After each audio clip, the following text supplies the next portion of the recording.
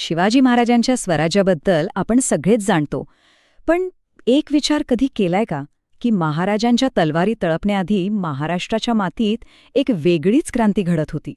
ही क्रांती शस्त्रांची नव्हती, नाही, ही होती शब्दांची, विचारांची.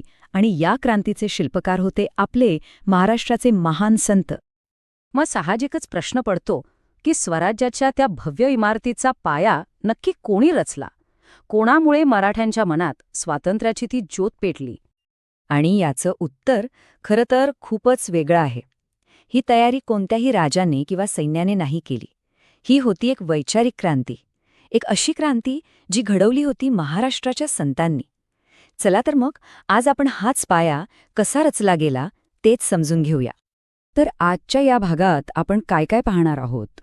सगळ्यात आधी त्या काळातला समाज कसा होता, मग संतांनी दाखवलेला भक्तीचा मार्ग आणि ज्ञानाचा प्रकाश, त्यानंतर लोकांच्या मनात घर करणारे त्यांचे अभंग आणि गाणी, त्यांच्या शिकवणीतून आलेली शक्ती आणि स्फूर्ती, आणि या सगळ्यांतून स्वराज्याचा पाया कसा तयार झाला हे आपण पाहणार आहोत. सुरुवात करूया त्यावेळच्या परिस्थितीपासून, म्हणजे या आध्यात्मिक क्रांतीची गरजच का निर्माण झाली हे समजून घेण्यासाठी आपल्याला त्यावेळच्या महाराष्ट्रात जरा डोकावून पाहावं लागेल. एक गोष्ट लक्षात घ्यायला हवी की हा बदल काही एका रात्रीत झालेला नाहीये. नाही, हा जवळजवळ 300 ते 400 वर्षांचा एक मोठा मोठा प्रवास होता. या संपूर्ण काळात समाज अनेक आव्हानांमधून जात होता आणि त्यामुळेच एका मोठ्या बदलाची गरज निर्माण झाली होती. परिस्थिती कशी होती तर समाज जातीपातीच्या भिंतींनी पुरता विभागला गेला होता. स्त्री पुरुष समानता त्याचा तर विचार करणंही शक्य नव्हतं. लोकांमध्ये एकीचा तर पूर्णपणे अभाव होता. आणि याच विखुरलेल्या समाजाला एकत्र आणण्याचं महाकठीण काम आपल्या संतांनी हाती घेतलं. या बदलाची पहिली मशाल पेटवली गेली ती भक्तीच्या मार्गावर. आणि यात आघाडीवर होते 2 महान संत, चक्रधर स्वामी आणि संत नामदेव. यांनी समानतेचा आणि निस्सीम भक्तीचा संदेश दिला. चक्रधर स्वामींनी महानुभाव पंथ स्थापन केला. आता या पंथाचं सर्वात मोठं वैशिष्ट्य काय होतं माहितीये? तर जातीभेदाला पूर्णपणे नकार. विचार करा, त्या काळात हे किती मोठं क्रांतिकारी पाऊल असेल. त्यांची ही शिकवण आपल्याला लीळाचरित्र या ग्रंथात वाचायला मिळते. आता बोलूया संत नामदेवांविषयी, विठ्ठलाचे निस्सीम भक्त. पण त्यांचं कार्य फक्त महाराष्ट्रापुरतं मर्यादित राहिलं नाही.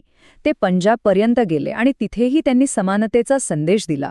आणि सगळ्यात मोठी गोष्ट म्हणजे त्यांची काही पदं शिखांच्या पवित्र धर्मग्रंथात गुरु ग्रंथ साहेबमध्ये आजही समाविष्ट आहेत. केवढी मोठी गोष्ट आहे ही.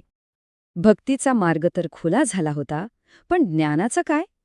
आणि हे ज्ञानाचे बंद दरवाजे सर्वांसाठी उघडण्याचं महान कार्य केलं ते म्हणजे संत ज्ञानेश्वरांनी. कल्पना करा, त्या काळात ज्ञान म्हणजे काही मोजक्या लोकांची मक्तेदारी होती, आणि तेही फक्त संस्कृत भाषेत.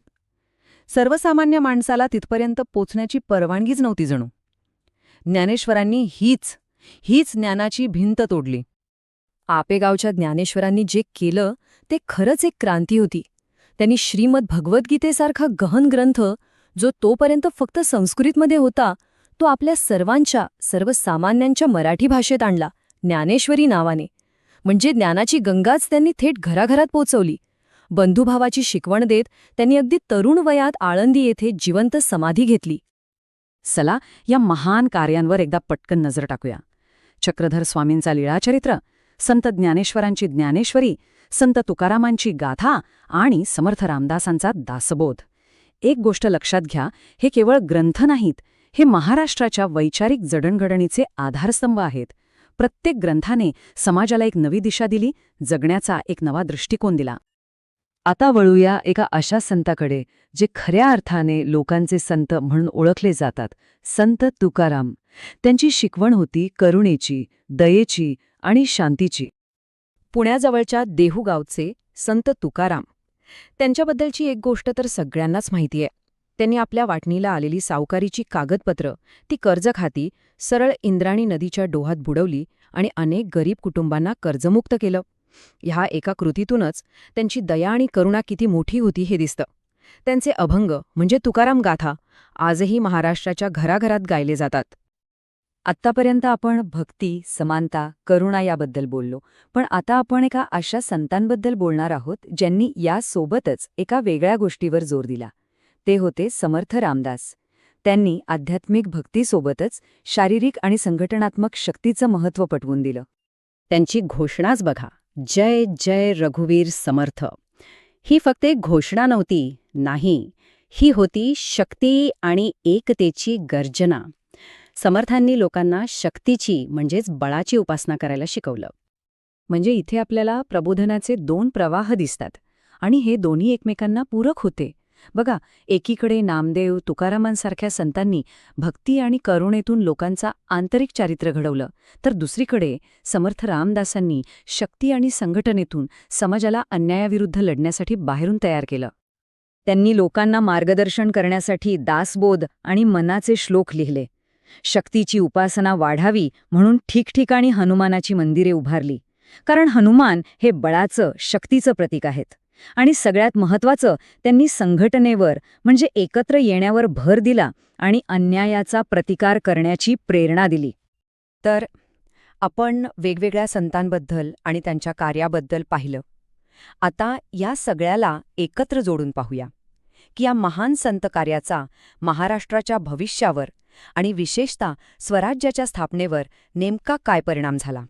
सोप्या भाषेत सांगायचं तर या संतांच्या कार्यामुळे समाजाचा चेहरामोराच बदलून गेला.